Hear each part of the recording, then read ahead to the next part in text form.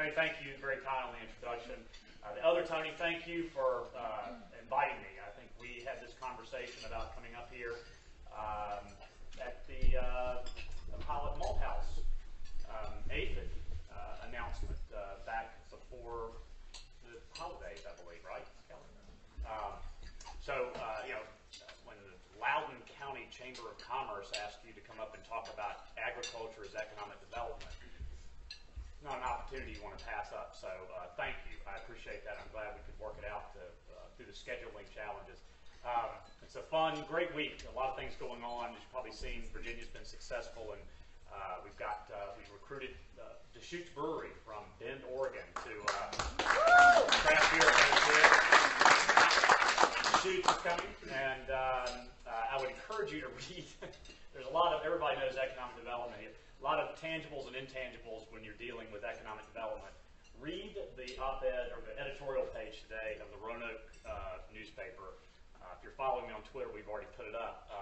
The Grateful Dead actually played a role in Deschutes coming to Virginia. So I would encourage, trust me, that doesn't happen every day. And certainly the Grateful Dead are played in the formal area of the mansion, the executive mansion in Richmond on a regular basis. So I love the intangibles of economic development and global trade. And so today, or this week, we're celebrating that. And then lastly, before I get into my presentation here, I am an agriculture and forestry secretary, but you are not going to hear anything about commodity prices. I'm not a livestock. I was born and raised on that farm, but I was actively pushed off the farm by my grandparents. They wanted me to be more successful than they were, which is kind of interesting because they were incredibly successful doing what they did, but they wanted something better for me than they had. So it's kind of strange how I ended up being agriculture and forestry secretary, but the two things I love other than my family are economic development and global trade, and that's what we focus in on every single day in the Secretariat, for first Governor McDonald, who helped sort of get the ball rolling, and now taking it to another level with Governor McCullough. I would also be remiss if I didn't mention my good friend and colleague, Kelly Bowles. I'm going to embarrass her for a second.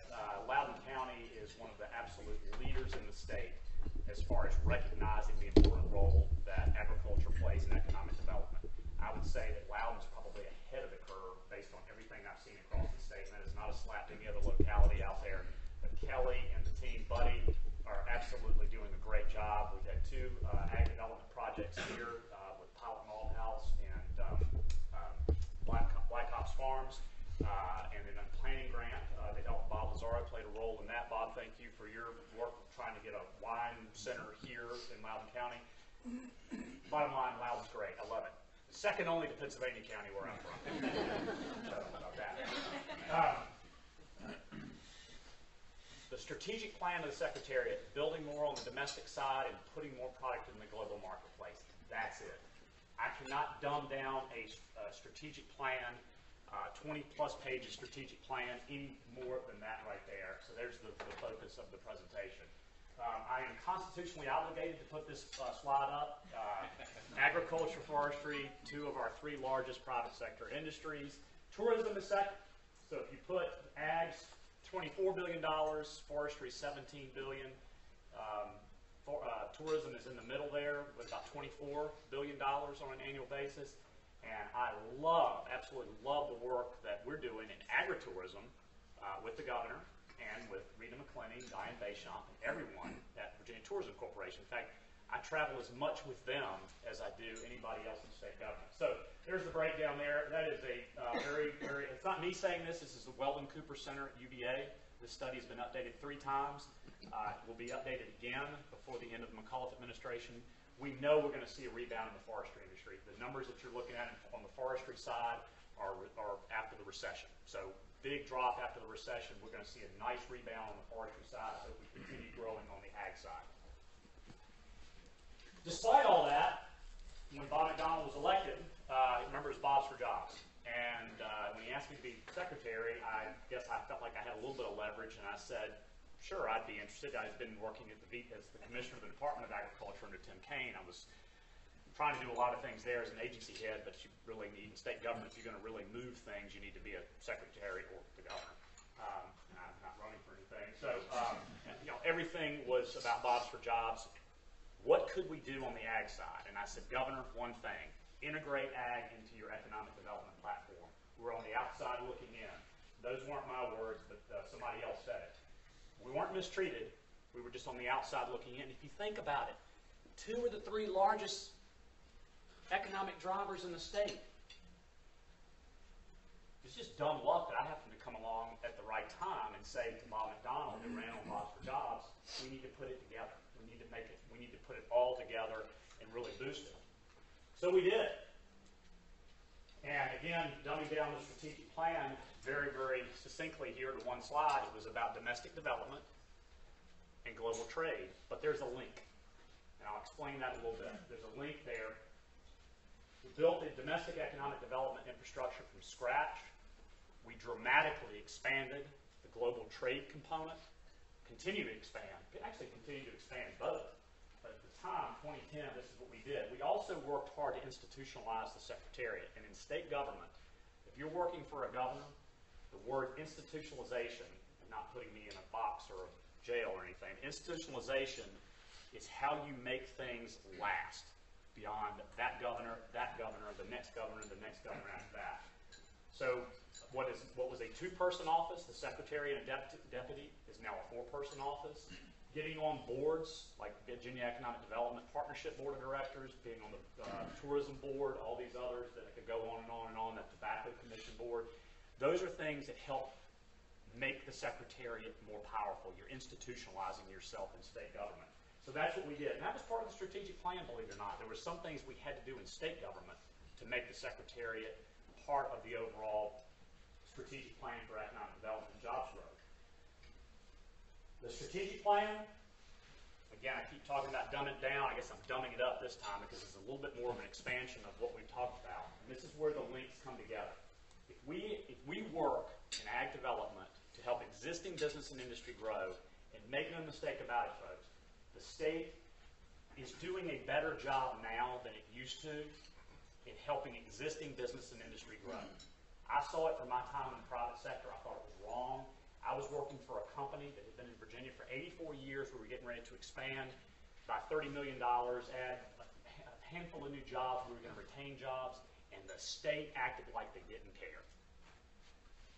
Just as honest as I can be, I've said it publicly, I've said it privately. So one of the things we talked about at the beginning of the McDonald administration was making sure, and particularly in agriculture, was helping those existing businesses and industry grow as best we could. Recruiting new businesses, getting the big fish. I love that. I love going out and working to get into shoots. I love all the things that go on about that. But it's just as important to help existing business and industry grow and thrive as well. And then last but not least, the thought was, at the time it was just a thought, if we did all this, we could actually move more products into the global marketplace. We could export more because we would be building domestic capacity. So bring it around the flip side. We could expand Virginia's footprint. We had 1 trade office in the world. I'll get to that in a little bit. Needed to get out and spread the word because of how important exports are, not only for the companies, but also for the economic development on the other side. Exports drive more growth here in Virginia and every other state in America. But last but not least, coming back around the domestic side, if we did more exports, you would give the companies back here more chance to grow out. So the strategic plan over 22, 23 pages really came down to a big circle. Promote domestic development, increase exports, promote more domestic development. Simple. Thank goodness it worked. Still trying to figure out how lucky I was. I just put this up for you. These are, those of you who know Terry McCullough know that he's got a lot of one-liners and things that he said to me over the years, particularly at the beginning. Do everything better than you did under Bob McDonald for me. Break every record, just an appetizer, blah, blah, blah, blah, blah. Make Virginia the East Coast capital, but last but not least is the one he repeats ad nauseum, ad nauseum, ad nauseum. Todd, you can sleep when you are dead. Always work. Remember, when you're sleeping, there's someone out there trying to get your business. So I have more bags under my eyes and more gray hairs because of Terry McCullough. I'm not getting any older. It's just sleep when you're dead, so I guess I've got that to look forward to. But he's been a great, great guy to work for, and I've had a blast. And he also makes work a lot of fun. But those are the McCullough mandate I always like to share with What do? We created the APID, and a lot of people in the room know about the APID. This was the most important thing we could do on the domestic side. Create that new economic incentive fund to facilitate business expansion and recruitment. And this works in partnership with the Commonwealth Opportunity Fund, or the Governor's Opportunity Fund, as it used to be known. But you see there, we had businesses who were falling through the cracks. I saw it in the private sector. I saw it as VDAX commissioner. Agricultural and forestry industries were not receiving some of these wonderful incentive program funds because, guess what? They weren't creating enough jobs or the investment wasn't big enough. Well, I'm sorry, folks. I'm going to use Pennsylvania County as an example. I'll use Western Loudoun as an example. $1 million investment in 10 jobs moves the needle in rural Virginia. It may not move the needle in Arlington or Alexandria, that same type of investment, but why should companies looking to invest those type of dollars and create those kind of jobs and use locally sourced products not qualify for state incentives? I thought it was wrong. And I almost quit state government over it. When we were in the middle of a recession with the end of the Kane administration, we were cutting budgets, we weren't creating stuff. Anyway, the most important thing there, I want you to know, besides economic development and jobs and recruiting and investment, is the 30% Virginia grown. Remember that. Part of this says, I think we're the only economic incentive program in state government that has a buy local mandate. When we're recruiting the big boys to come in here, there's nothing that says you have to buy. We're going to give you money. We're going to partner with the locality. You have to buy local. You have to buy local in this. And you'll see why that's so important with the numbers I shared with you in a few minutes. We launched the program in late 2012. You see the project so far, a little more than 1 month, I guess, as it's played out. Private sector investment, over $326 million. Jobs announced across the localities, very impressive. Remember I said, somebody told me I got a laser here. I'm going to use it. Average use of Virginia grown products. The mandate in the code, or in the program, is 30%. Look at that. Over those projects, 78% Virginia grown. That $460 million is a translation to our farmers. Those are the size of the contracts that have been signed for locally sourced goods to have value added and go into the marketplace. And your taxpayer dollars, everybody here, I'm assuming, is a citizen of Virginia. It's cost the state this much money. I have an MBA, but I am horrible at math. I'll ask you, would you take $2.6 million investment for this? Pretty good. Pretty good. So those are the commitments that we have. It's becoming, we're really overtaxed right now, and I'll explain what we're doing. $4.8 million in commitments to business and industry coming along, over 50 projects, $750 million in capital expenditures, and over 2,500 jobs. Very, very successful program. I've actually been in the position at the General Assembly where people have asked me if I need more money, not looking to cut, or so we'll talk about that in a little bit too. Successes, I just want to put this up because it's not just about the local, it's not just about the small family entrepreneurial operation. We're actually recruiting, helping with big boys, like I didn't even put Deschutes up here, but Deschutes is the latest. Shamrock Dairy in Augusta County.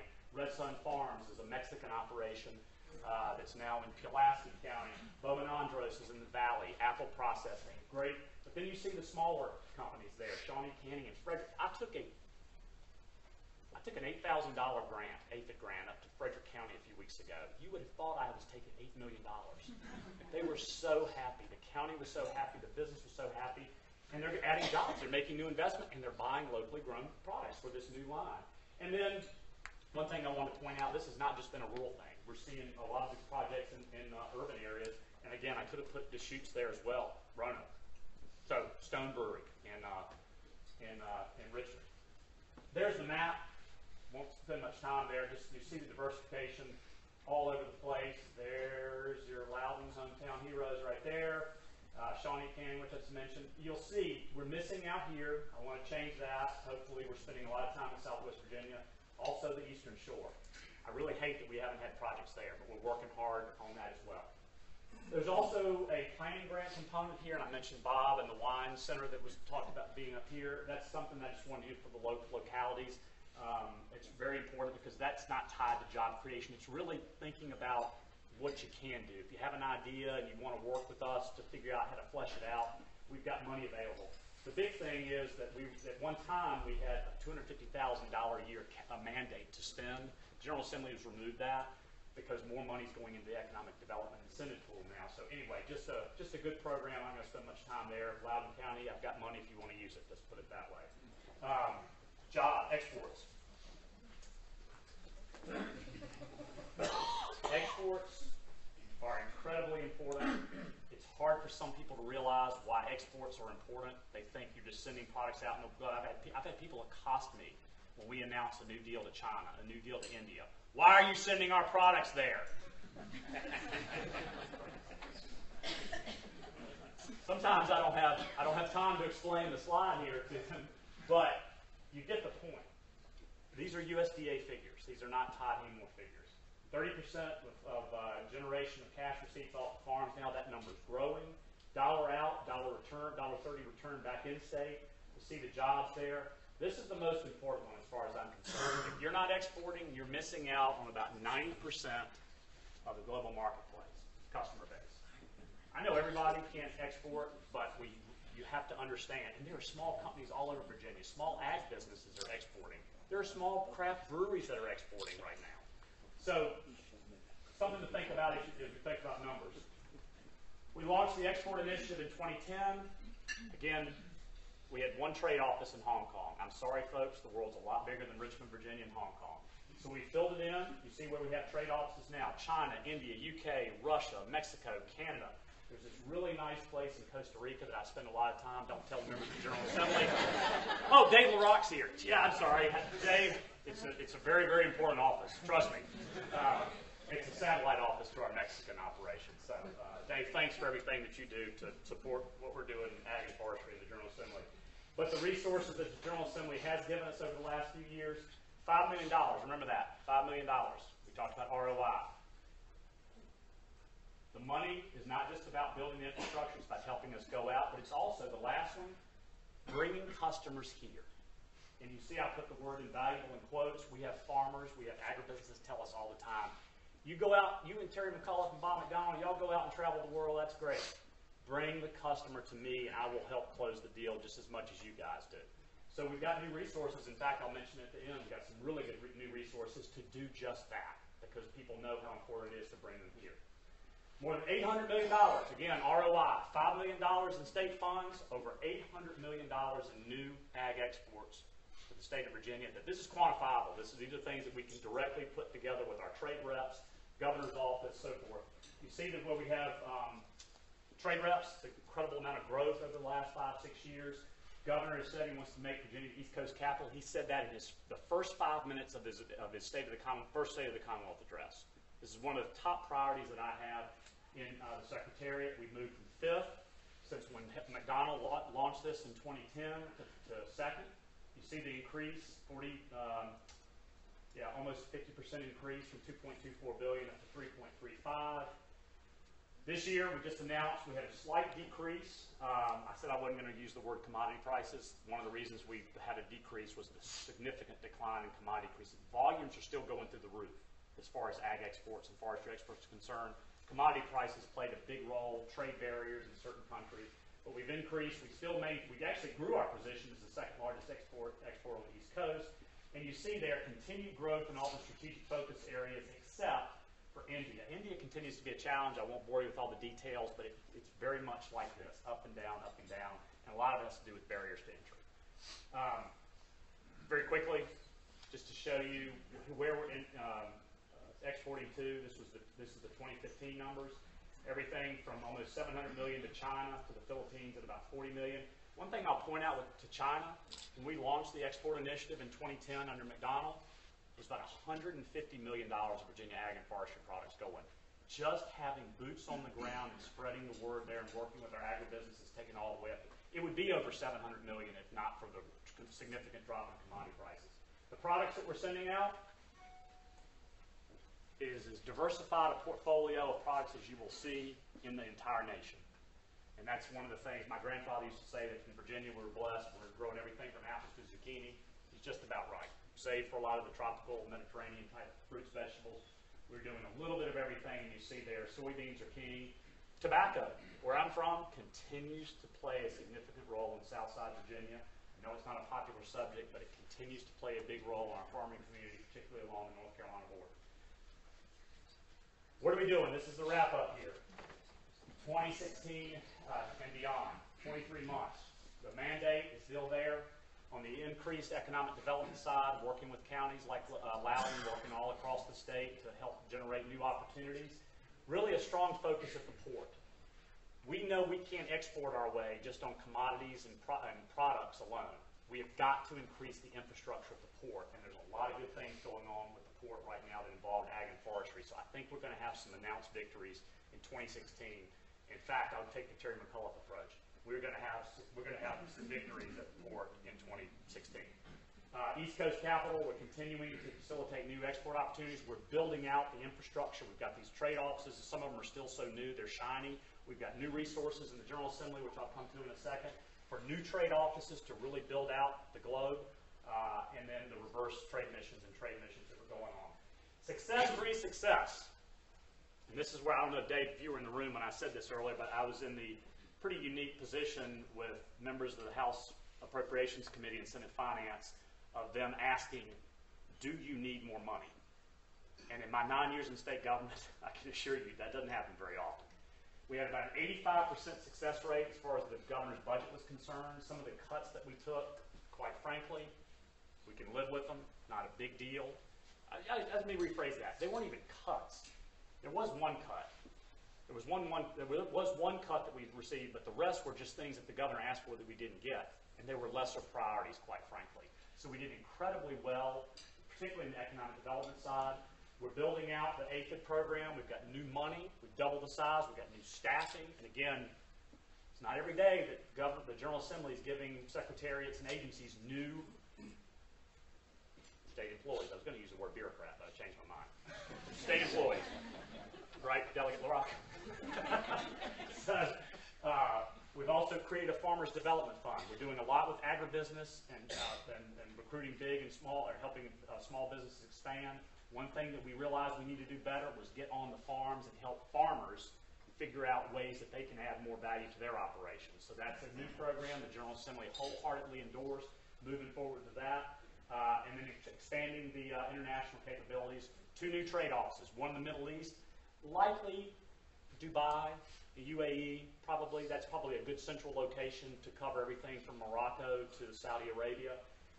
And then also looking at far Southeast Asia, Vietnam, Philippines, Malaysia, Indonesia, that part of the world, because we have the trade offices in Hong Kong and mainland China. So there's the build out and a lot more money for the reverse trade missions. Bring those businesses to Virginia that we go out and meet with on a fairly regular basis. This is a close. I am incredibly bullish for the future of Virginia agribusiness and forestry operations, and this is why. We got the best producers, best products, the best agribusinesses. We're doing incredibly good work. The Commonwealth has embraced this strategic plan of integration of the ag and forestry industries into the overall strategic plan that BDP and Commerce have led. We're there. We've got a governor who is now wants to build a legacy. Obviously, Terry McCullough is really, it's been economic development, historic investments and job creation over the first 25 months. But he wants ag and forestry to be a top priority within that. And the last bullet on this slide, more localities. I had a gentleman tell me, he said, I'm buying what you're selling. And that was he was the president of the Board of Supervisors. And I said, can I use that in a presentation? He said, absolutely. This is a guy from the South Side. He had a worse accent than I do. And he said, but I'm buying what you're selling because he goes, I think this is important. And that locality buy-in is so important because we've got money to help you grow and prosper. And that's sort of my pitch to the Loudoun County. Buddy, you and your team, Kelly, I've got money to invest here, and I want to work with you to make it happen. Excellent. And then lastly, adding to the global trade office network, adding those new regions, the world-class port system. And when I say ports, I think about everything from Dulles to Front Royal to Richmond to Norfolk. We're engaged in every one of those localities, and we're going, again, I think we're going to have a significant victory this year adding to that infrastructure because we can't just commodity grow our way to being the East Coast leader. We've got to have that infrastructure. The General Assembly has been generous, building the APHID not only in resources but manpower, the commitment to new productions, specialty crops, hops, malting, barley, everything that's going into our incredible craft beverage industry. And when I say craft beverage, I'm talking about everything from Doug Fabioli's wines all the way through to meads. We have 2 meaderies, I believe, in Virginia that are really making some noise and going out. So maybe even more. I may be behind the times now. So anyway, that's going on. And then last but not least, just capitalizing on Virginia's reputation. We may not be #1 in Forbes or CNBC or one every year, but we are always in that top 5, top 10. We're always, and we take that reputation with us everywhere we go in the world. So putting ag into that really, really makes a difference. Thanks for bearing with me. I think there's a Q&A session. If not now, in a few moments, I will answer any questions that I can.